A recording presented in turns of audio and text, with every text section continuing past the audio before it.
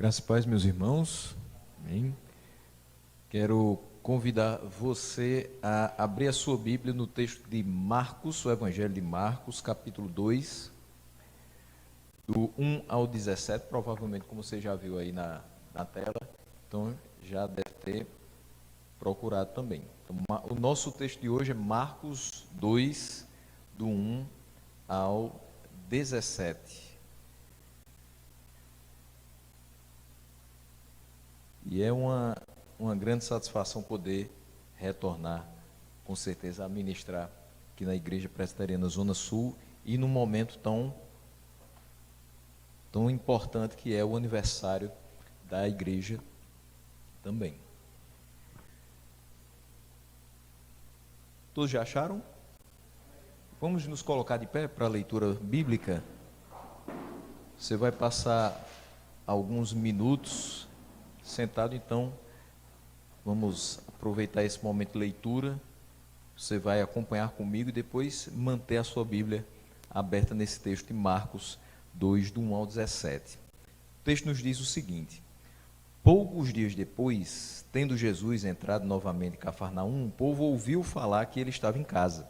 Então muita gente se reuniu ali, de forma que não havia lugar nem junto à porta. E ele lhes pregava a palavra. Vieram alguns homens trazendo-lhe um paralítico carregado por 4 deles. Não podendo levá-lo até Jesus por causa da multidão, removeram parte da cobertura do lugar onde Jesus estava, e pela abertura no teto baixaram a maca em que estava deitado o paralítico. Vendo a fé que eles tinham, Jesus disse ao paralítico: Filho, os seus pecados estão perdoados. Estavam sentados ali alguns mestres da lei, raciocinando em seu íntimo: por que esse homem fala assim? Está blasfemando. Quem pode perdoar pecados a não ser somente Deus? Jesus percebeu logo em seu espírito que era isso que eles estavam pensando e lhes disse: por que vocês estão remoendo essas coisas em seu coração? Que é mais fácil dizer ao paralítico: os seus pecados estão perdoados, ou levante-se, pegue a sua maca e ande? Mas para que vocês saibam que o Filho do Homem tem na terra autoridade para perdoar pecados, disse ao paralítico, eu lhe digo, levante-se, pegue a sua maca e vá para casa. Ele se levantou, pegou a maca e saiu à vista de todos, que atônitos glorificaram a Deus, dizendo: nunca vimos nada igual. Jesus saiu outra vez para a beira-mar. Uma grande multidão aproximou-se e ele começou a ensiná-los. Passando por ali, viu Levi, filho de Alfeu, sentado na coletoria, e disse-lhe: siga-me. Levi levantou-se e o seguiu. Durante uma refeição na casa de Levi, muitos publicanos e pecadores estavam comendo com Jesus e seus discípulos, pois havia muitos que o seguiam.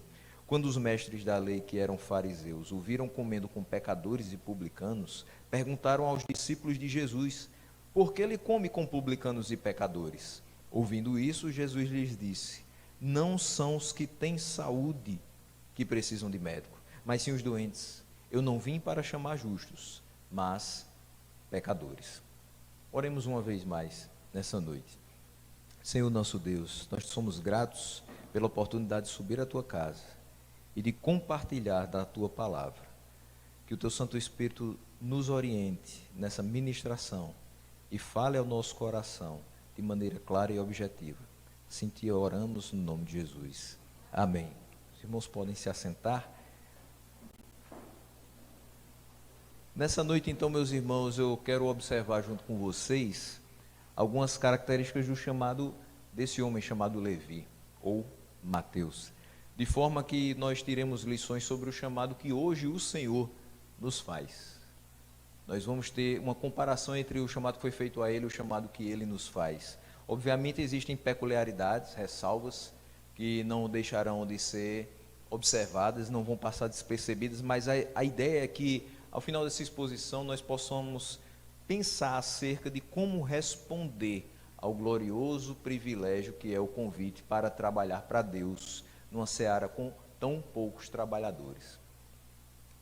Primeiramente, eu quero trabalhar com vocês qual é o contexto do chamado de Levi, o que é que acontece antes dele ser chamado, o que é que pode impactar o nosso coração ouvindo o relato desse texto de Marcos capítulo 2, do 1 ao 13. Primeiro, a palavra nos diz nos primeiros 2 versículos: Jesus entrou na cidade de Cafarnaum e o povo ouviu falar que ele estava em casa. Essa é a primeira informação que nós temos. O povo escuta falar que Jesus estava em casa na cidade de Cafarnaum. Muita gente, então, se reuniu ali, de forma que não havia lugar nem junto à porta. Veja só, quando nós ouvimos que Jesus está presente, o que é que acontece conosco? Quantas vezes você já escutou, ao chegar na igreja, alguém dizer assim: Deus está aqui, e você sentiu algum tipo de impacto?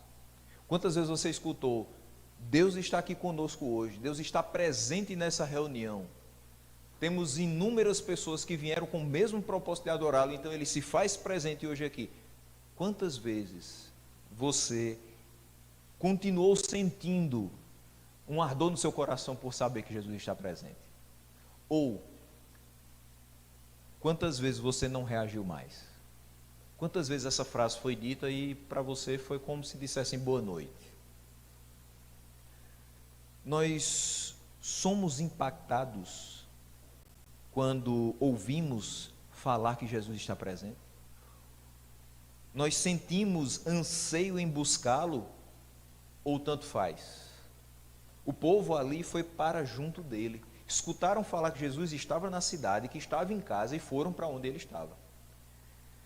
Abarrotou o lugar de forma que não tinha nenhum espaço nem junto à porta. Imagine o que é uma casa, mais ou menos desse tamanho aqui, em que nós estivéssemos todos unidos, de forma que não sobrasse nenhum espaço além da porta. E alguém começou a pregar.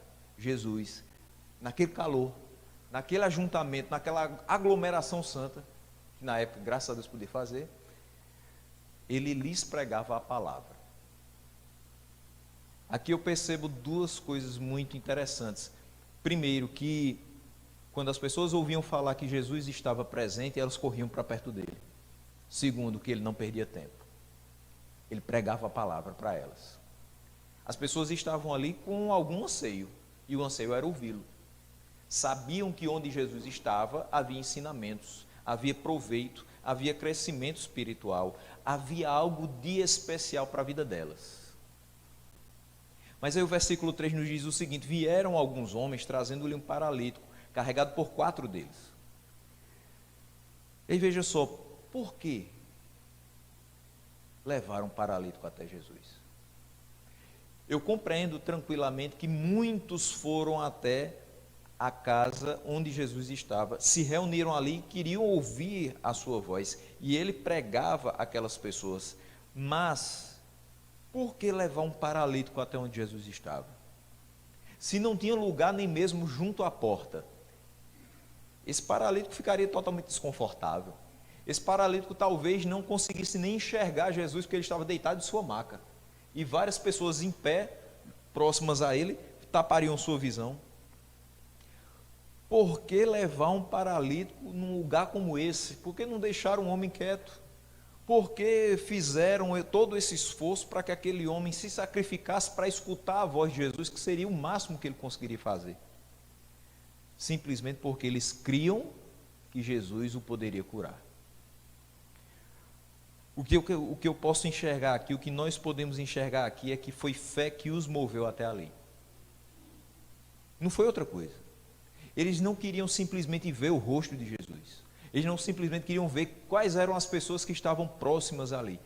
Eles foram até aquele lugar, levando 4 deles, carregando a maca do paralítico, simplesmente porque criam. E nós? Temos vindo até Jesus com fé? É dessa maneira que a gente chega na igreja, com fé de que vai ouvir a sua palavra, com fé de que Ele pode nos curar, com fé de que Ele pode curar as nossas mágoas, as nossas tristezas, as nossas decepções, o nosso corpo físico, mas também a nossa parte espiritual. É assim que nós nos achegamos a Deus, ou nós estamos apenas deixando o tempo passar?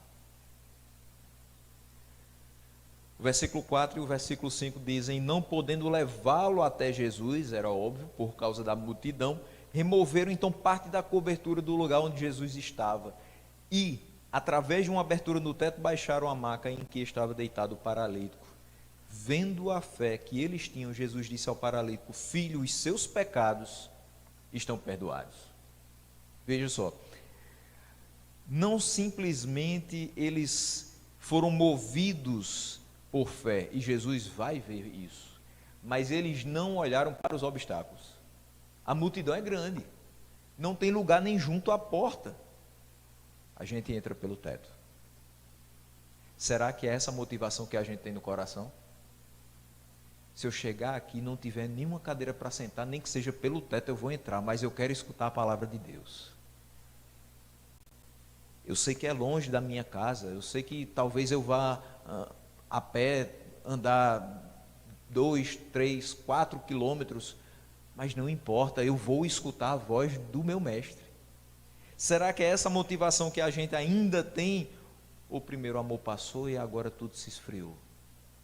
E a gente não mais tem essa motivação, essa gana de chegar perto de Jesus. A gente não pode deixar isso passar, porque veja, se aqueles homens tivessem deixado o paralítico em casa, nunca ele teria sido curado. Se eles não tivessem entrado pelo teto, não teriam chegado perto de Jesus. Por quê? Porque era grande a multidão, não podiam levá-lo até Jesus. Então, não se importando com quem era o dono da casa, não se importando com o dano que seria causado à estrutura física do lugar, removeram parte do teto e baixaram a maca onde estava deitado o paralítico. Nesse momento a palavra diz: vendo a fé que eles tinham, ou seja, Jesus vê a fé que eles tinham, não pelo simples fato de eles terem ido até aquela casa que estava abarrotada de pessoas, mas pelo fato de que eles não se importaram com o obstáculo que era a multidão, mas entraram pelo teto. O importante é que aquele homem estivesse perto de Jesus. E aí ele diz ao paralítico: filho, os seus pecados estão perdoados. Qual é a primeira cura que é efetuada nesse momento? Aquele paralítico ganha uma nova vida em Cristo. Essa é a primeira cura que ele opera em nós.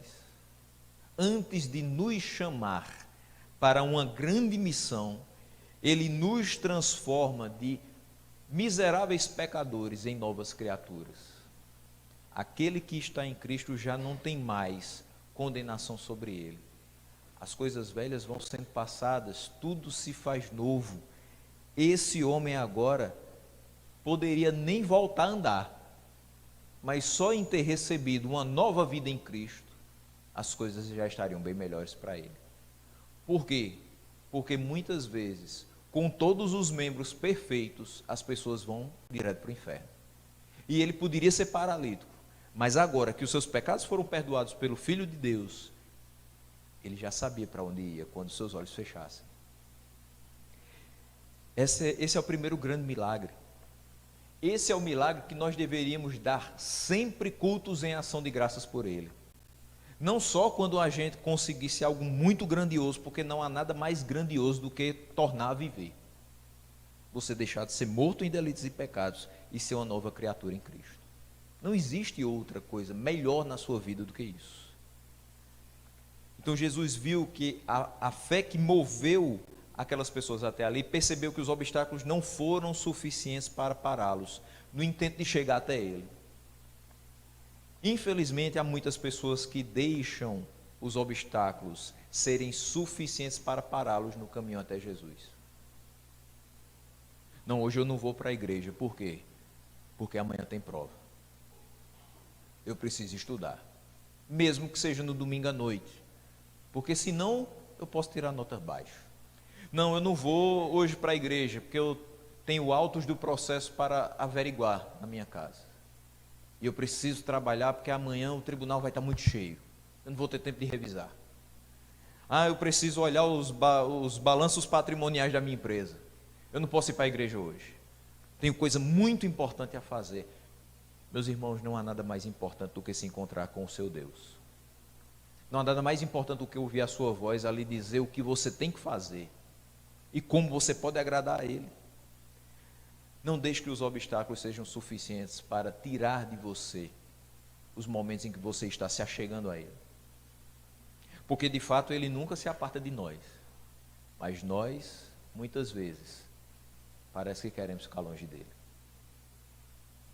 São 1001 motivos para não vir, para não servir, para não adorar, para não agradecer, mas a gente não pode levar nada disso em consideração. Lembre-se do que Ele já fez por você. Lembre-se que você já escutou: filho, os seus pecados lhes são perdoados, lá na cruz do Calvário. E o texto continua do versículo 6 e 7, quando ele diz: estavam sentados ali alguns mestres da lei, raciocinando em seu íntimo. Ou seja, eles não falavam, eles raciocinavam no seu íntimo. Por que esse homem fala assim? Pela expressão facial, talvez Jesus já sabia o que eles estavam falando, mesmo que no seu íntimo. Porque esse homem fala assim, está blasfemando quem pode perdoar pecados a não ser somente Deus. Mais ou menos quem ele pensa que é, para falar desse jeito. Os mestres da lei, interessante que o texto é muito categórico, são mestres da lei, eles deveriam saber quem estava na frente deles. Eles deveriam reconhecer que estavam diante do próprio Deus, encarnado. Mas eles não reconheceram Jesus como sendo Deus encarnado e questionavam as suas palavras ao paralítico. Como é que ele pode dizer: filho, os teus pecados estão perdoados? Ele está na minha frente aqui, é um homem. No máximo ele deve ser um profeta, no máximo ele deve ser alguma pessoa que de vez em quando frequenta a sinagoga, lhe dão uma palavra, mas ele não tem autoridade para isso. Ele está blasfemando. Nós não devemos questionar as palavras de Jesus, apenas crer nele. Deveria ser a atitude dos mestres da lei. Se eles são mestres da lei de fato, não questionem a palavra autoritativa de Jesus. Apenas creiam que Ele pode fazer todas as coisas.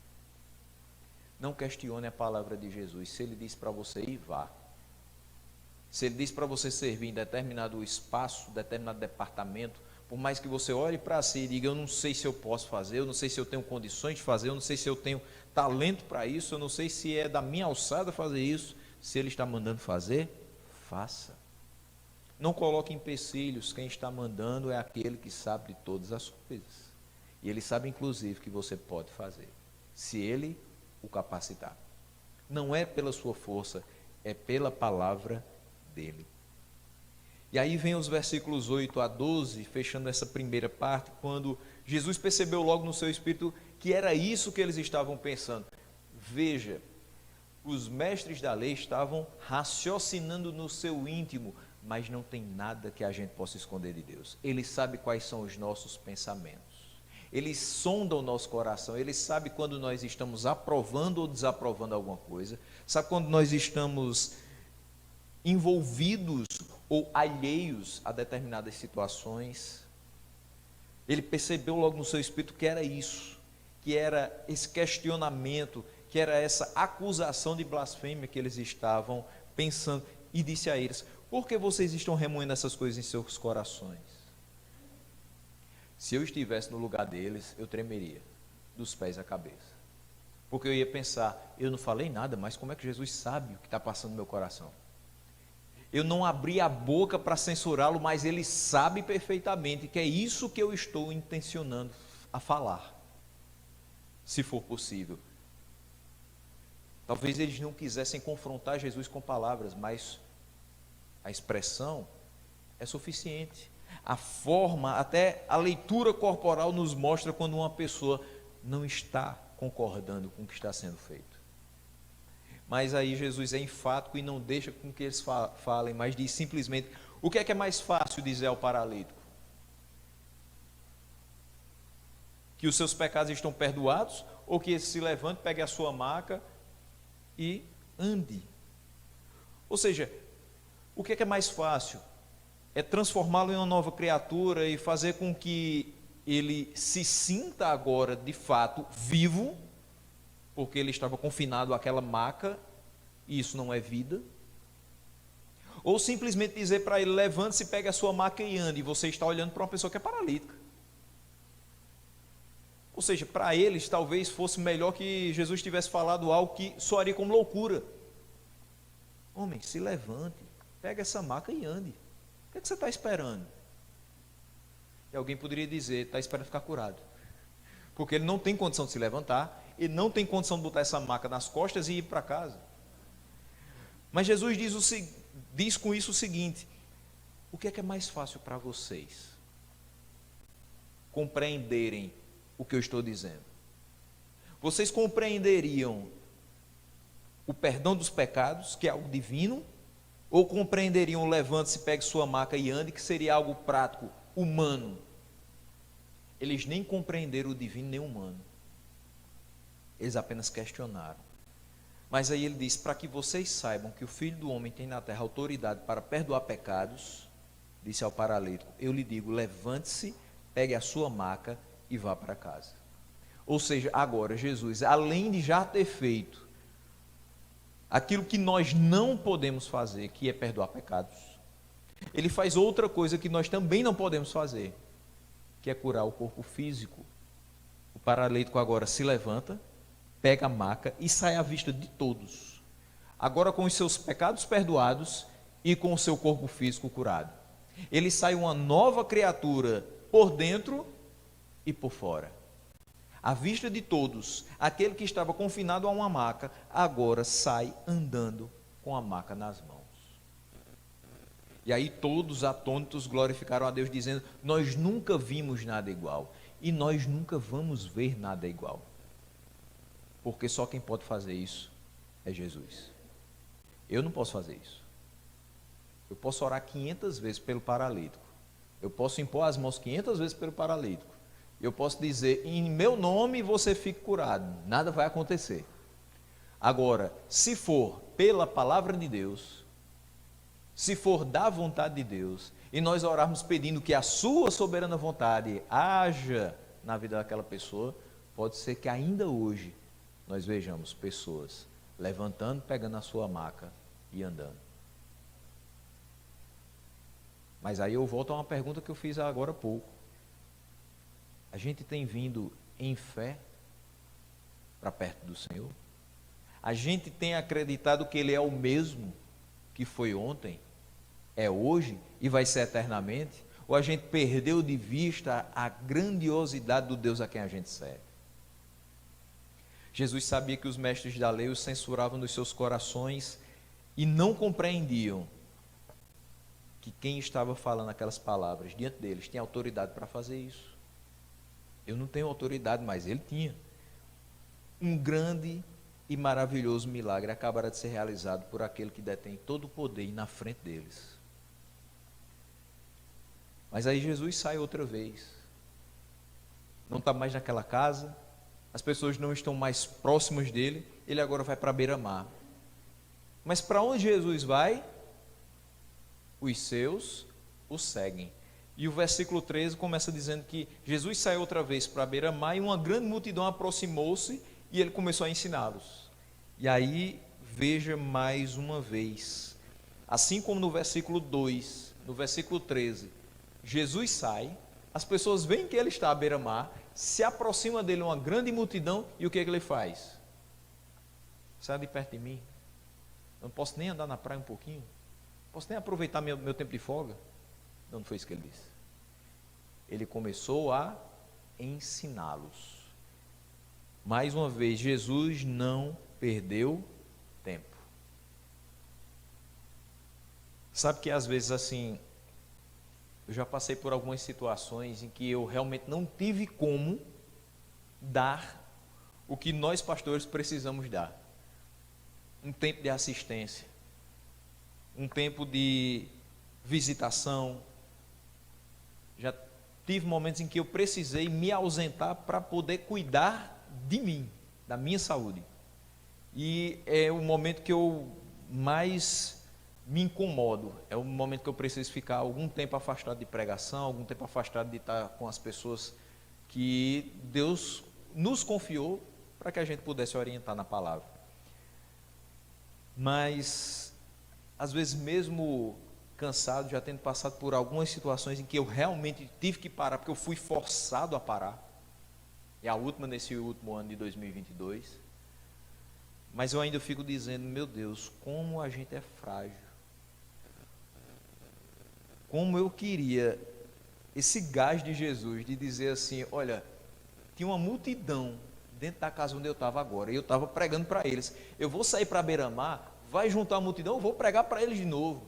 Ele não perdia tempo, ele não perdia a oportunidade, e às vezes a gente perde, porque diz, não, mas hoje eu estou cansado, não, é porque eu preguei ontem de noite, então hoje vai ser minha folga. E quantas vezes a gente não tem folga, e a gente fica dizendo assim, mas por que isso?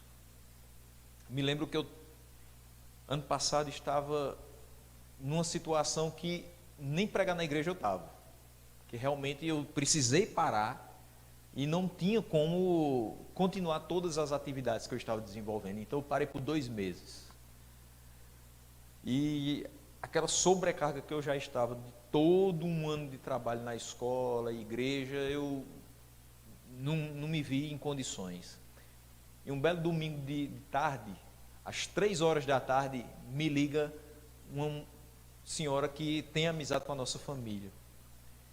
E eu fiquei assim, Jesus, o que está acontecendo para ela ligar para mim? Não é uma pessoa que me liga com frequência.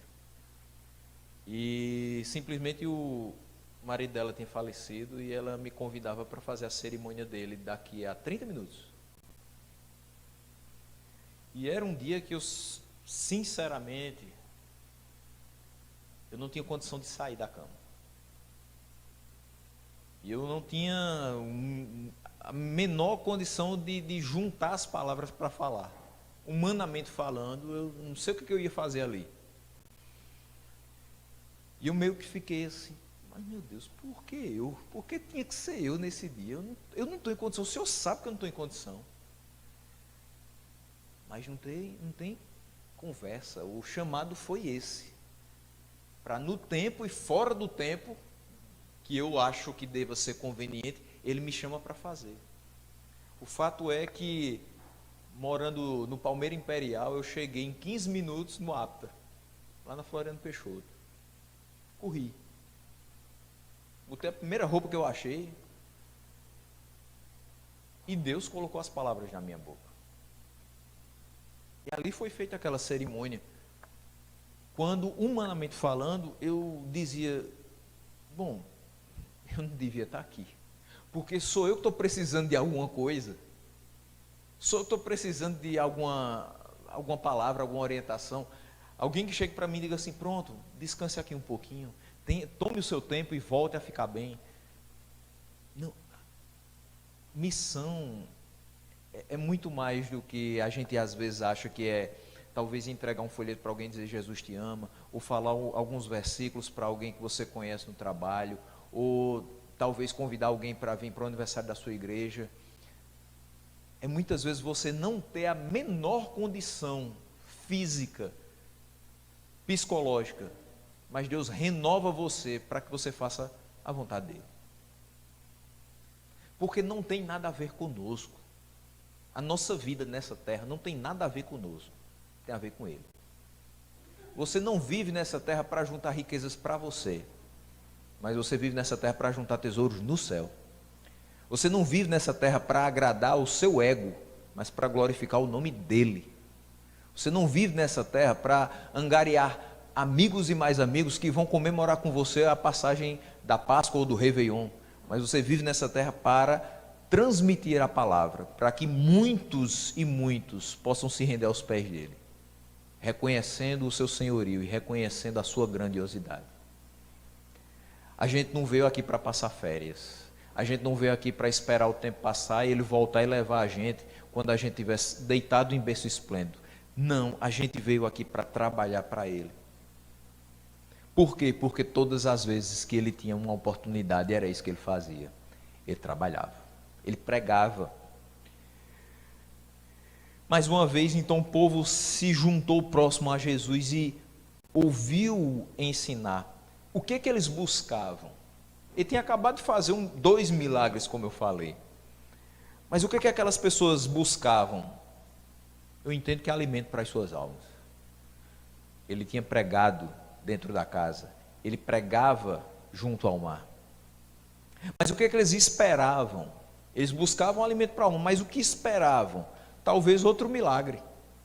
Pô, ele operou um milagre agora dentro daquela casa que não cabia ninguém. Agora, em local aberto, quem sabe ele poderá operar outro milagre.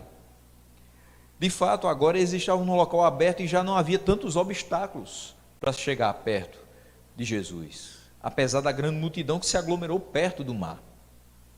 O fato é que não existe um lugar específico para a ação de Deus.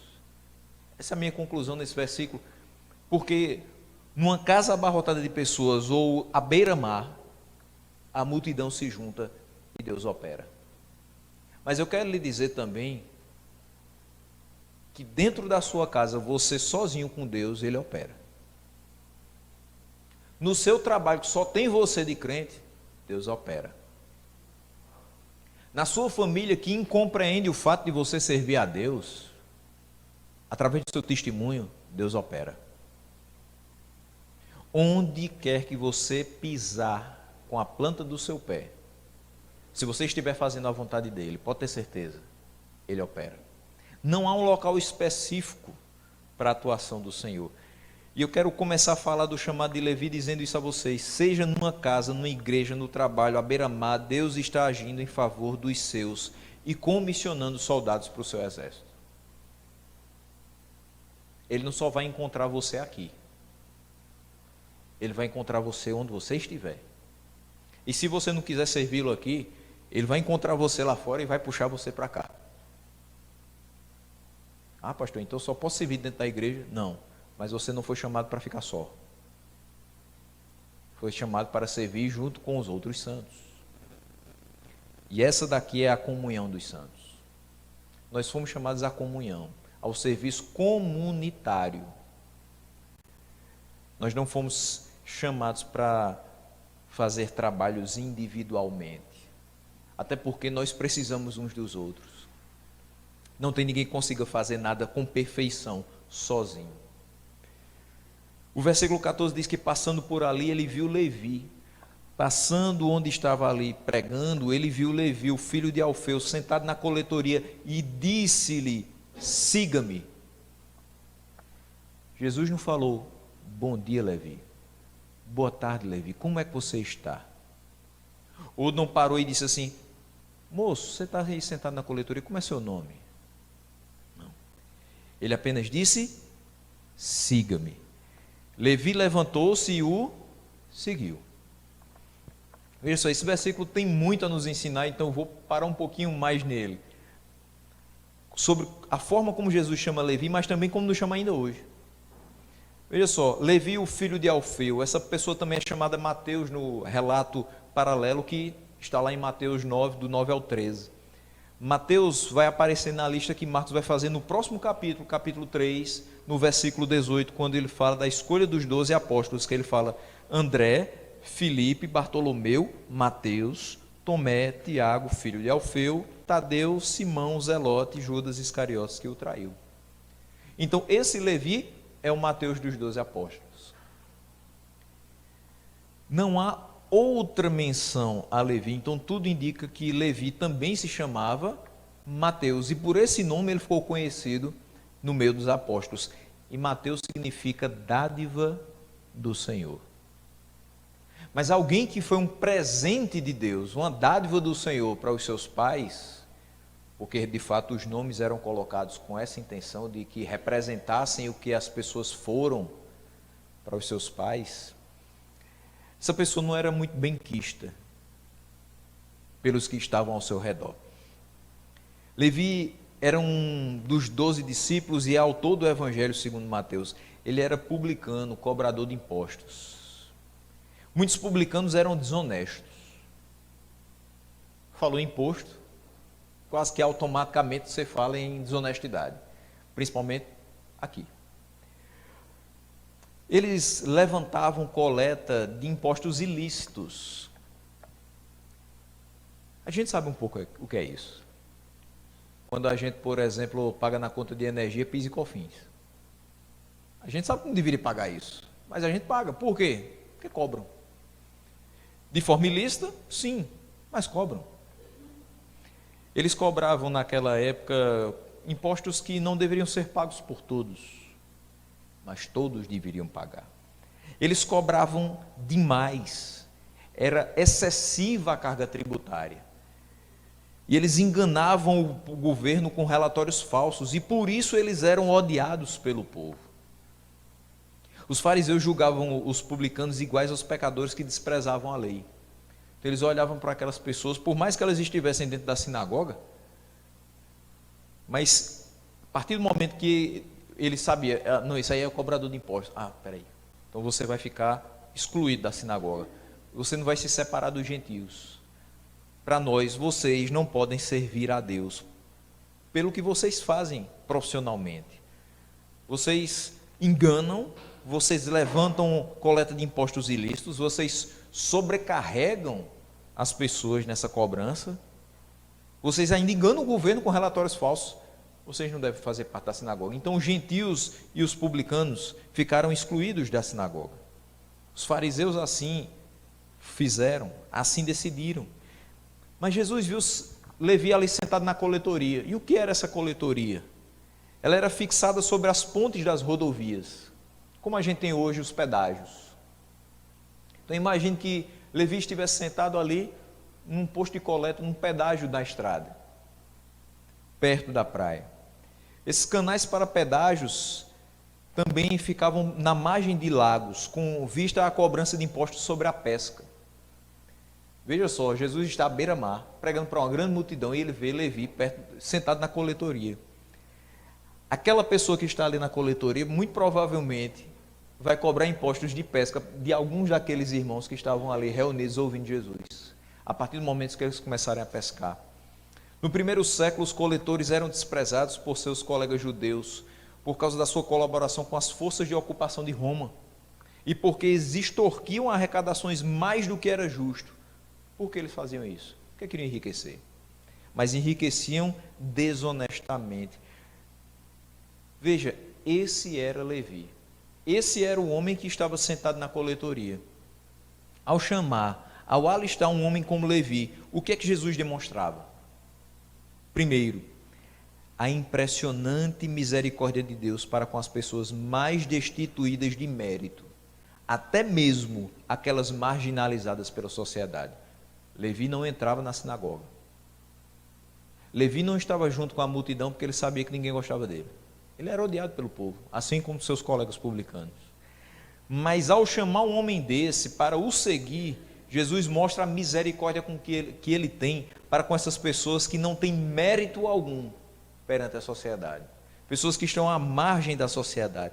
Lucas 18, 9 a 14 nos diz o seguinte: alguns que confiavam em sua própria justiça e desprezavam os outros, Jesus contou essa parábola. 2 homens subiram ao templo para orar. Um era fariseu e outro publicano. Quem estava questionando as palavras de Jesus com relação ao paralítico? Os fariseus. Quem foi chamado agora para o seguir? Um publicano. Veja a perspicácia de Jesus agora ao falar essa parábola, quando eles estavam confiando na sua própria justiça. O fariseu em pé orava no íntimo. Lembra, os fariseus estavam questionando Jesus, raciocinando no seu íntimo. Aqui os fariseus estavam orando no íntimo, dizendo o seguinte: Deus, eu te agradeço porque eu não sou como os outros homens, ladrões, corruptos, adúlteros, nem mesmo como este publicano. Eu espero que ninguém faça esse tipo de oração. Mas às vezes a gente acha que a nossa justiça própria é superior à de outros, porque nós estamos frequentando a igreja. Nós cometemos erros e precisamos do perdão do Senhor. Nós só podemos ser alguma coisa quando nós somos justificados por Cristo. E quando Ele age em nós de forma muito misericordiosa. E Ele diz: eu jejuo 2 vezes por semana, eu dou o dízimo de tudo quanto ganho. E o publicano ficou à distância. E ele nem ousava olhar para o céu, de cabeça baixa, ele batia no peito e dizia: Deus, tem misericórdia de mim, que sou pecador. Eu lhes digo que este homem, e não outro, o outro que dizia que fazia e acontecia, jejuava, dava o dízimo, que não era como esse publicano. Este homem, o publicano, e não o outro, foi para casa justificado diante de Deus. Pois quem se exalta, será humilhado. E quem se humilha, será exaltado. Então ele mostra, ao chamar Levi, que aqueles que são humilhados pela sociedade podem ser exaltados se renderem aos seus pés e fizerem a sua vontade. Além disso, também há aqui a exigência do chamado radical de Jesus. O chamado de Jesus não é um pedido, por favor, para que você o ajude nos seus projetos. Ele diz assim: meu filho, me ajude. Eu estou com um projeto ali de evangelização, vá lá, por favor. Ele não bate na sua porta dizendo assim: deixa eu te usar. Vai, só um pouquinho. Dá uma horinha do teu dia para mim. Não, Jesus não está mendigando a nossa ajuda. É um privilégio que nós temos ajudá-lo. O chamado de Jesus não é uma oferta de trabalho que você vai analisar se é rentável, se tem vantagens. O chamado de Jesus também não é algo que você vai olhar para a lucratividade que você vai conseguir. É um imperativo que vai te proporcionar viver o maior privilégio da sua vida, que é gastar todo o tempo que você tem aqui na terra para o louvor da sua gloriosa graça. Só isso. Se ele chamou, temos que seguir. Também é demonstrado nesse versículo aqui a obediência incondicional daquele que ouve. Se você ouviu a voz de Deus, tem que obedecer sem questionar, diferente dos fariseus. Lucas 5:28 traz de uma forma maravilhosa a resposta de Levi, porque acrescenta dizendo que aquele homem não questionou a finalidade do chamado de Jesus, não questionou o que ele ganharia com isso, e nem porque Jesus estava chamando a ele e não a outro, mas deixou tudo e o seguiu. O relato de Lucas vai além. Não somente ele se levantou e seguiu, ele levantou, deixou tudo que estava na coletoria e seguiu. É mais impactante ainda, por quê? Porque naquela coletoria provavelmente já tinha ali os proventos de todo um dia de cobrança de impostos. E ele nem olhou para aquilo. Está aqui, ó. Isso aqui não importa mais, vou seguir a Jesus. Levantou e foi. Acabou. Obediência incondicional àquele cuja vontade é boa, é agradável e é perfeita. Não interessa o que Jesus me disser, eu estou correndo atrás. Não interessa o que ele me pediu, eu estou fazendo. É assim que deve ser o coração daquele que é chamado. E aí, durante uma refeição, os últimos versículos, para a gente já ir para o final, ele diz o seguinte: durante uma refeição na casa de Levi, muitos publicanos e pecadores, e veja que esses pecadores, pelo menos na minha versão, está entre aspas. Então, muitos publicanos e pecadores estavam comendo com Jesus e seus discípulos, pois havia muitos que o seguiam. Quando os mestres da lei, que eram fariseus, o viram comendo com pecadores, entre aspas, e publicanos, perguntaram aos discípulos de Jesus: por que ele come com publicanos e pecadores? Ouvindo isto, Jesus lhes disse: não são os que têm saúde que precisam de médico, mas sim os doentes. Eu não vim para chamar os justos, mas pecadores. Veja que ele não diz para chamar os publicanos, ele diz para chamar os pecadores. Primeiramente, por que o texto bíblico nos aponta a palavra pecadores entre aspas? Somente aqueles homens que eram chamados pelos fariseus de pecadores é que pecavam? Não. Somos todos pecadores. Eu acho muito interessante que a gente está vivendo essa época de mídias digitais. E tudo hoje é uma hashtag. Né? Tudo é uma hashtag hoje. Hashtag domingo, hashtag dia do Senhor, hashtag estou indo para o culto, partiu o culto, enfim. Sabe qual é a hashtag que é universal? Somos todos pecadores. De vez em quando tem assim, somos todos fulano de tal, que a pessoa está sendo humilhada na rede social. Aí depois, somos todos isso, somos todos aquilo outro, até o somos todos macacos já botaram. Porque uma pessoa sofreu racismo. Não, nós somos todos pecadores. Essa é universal, essa daí se colocarem para mim, eu estou aceitando. Porque eu sei que eu sou É o único rótulo que eu aceito. Eu sou pecador. Só com um diferencial, um pecador justificado, regenerado, pela graça de Deus. Assim também é com você. Então, não adianta dizer assim, e esse aí não pecador? Os fariseus apontavam dessa forma. Por que ele está comendo com pecadores? Sim, pega o seu dedo e aponta para você mesmo. Eu sou pecador também. Se ele comer comigo, ele está comendo com pecadores. Eu não sou melhor do que aquela pessoa. Mas eles não viam dessa forma. Com exceção de Jesus, não havia ninguém na casa de Levi que fosse isento de pecados. Não havia. Incluindo os discípulos. Em segundo lugar, esses versos nos mostram mais uma vez como os mestres da lei não entendiam de fato o que é o Evangelho de nosso Senhor e Salvador Jesus Cristo. Porque ele fala em perdão de pecados. O Evangelho fala de perdão de pecados. E só ele tem o poder de perdoar os pecados por ser Deus Filho. E ele come com pecadores e publicanos porque ele não faz acepção de pessoas.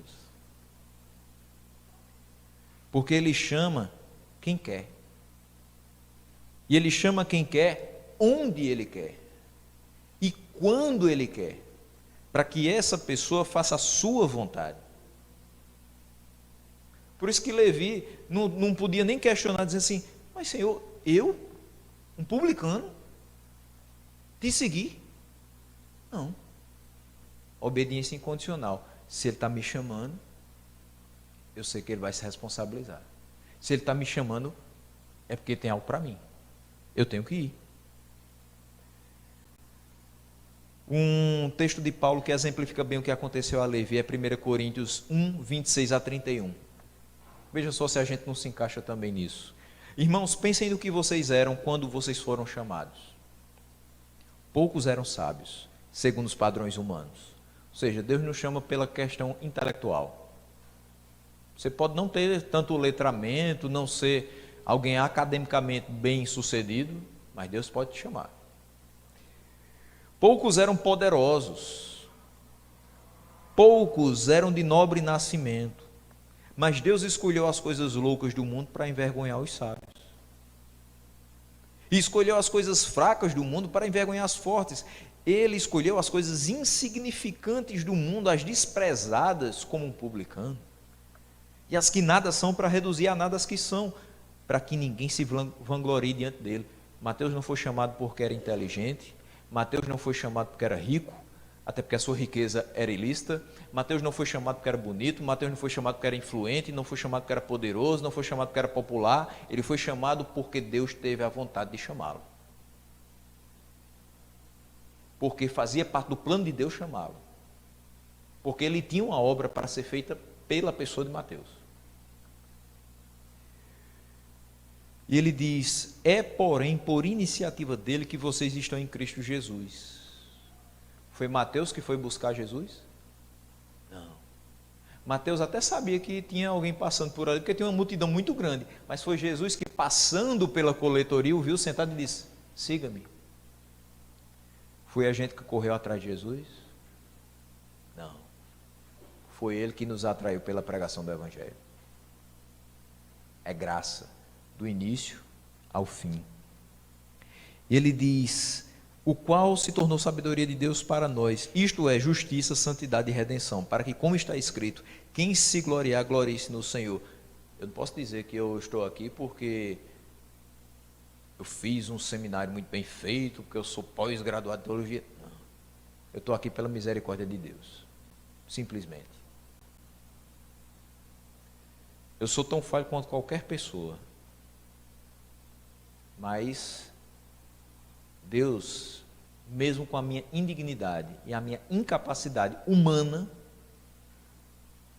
me escolheu para uma obra. E eu só posso ir. Deus tem uma obra para que você também realize. E você só pode ir.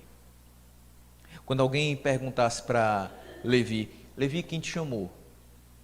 Ele só podia responder o seguinte, foi o Senhor. Quando alguém perguntasse, Levi, quem te deu valor? E achou que você poderia fazer essa missão? Ele só poderia dizer, foi o Senhor. Foi o Senhor. Ou seja, Levi só podia se gloriar no Senhor, que escolheu o desprezado, de má fama, para transformar em alguém útil para a sua obra. Meus irmãos, Cristo se entregou por nós. E através do seu sangue nós fomos justificados e santificados dia após dia. Nós somos tornados aptos a responder o seu chamado de nos envolver com essa obra grandiosa. A seara é muito grande e é preciso que nós trabalhemos com urgência. O senso de urgência tem que estar no nosso coração sempre, remindo o tempo, porque os dias são muito maus. Portanto, minha palavra para nós, nessa noite, é que nós abracemos e valorizemos esse grande privilégio que é ser uma pessoa chamada pelo Senhor. E nós façamos a nossa vida valer a pena, sendo produtivos para a honra e glória daquele que nos comissionou. Amém?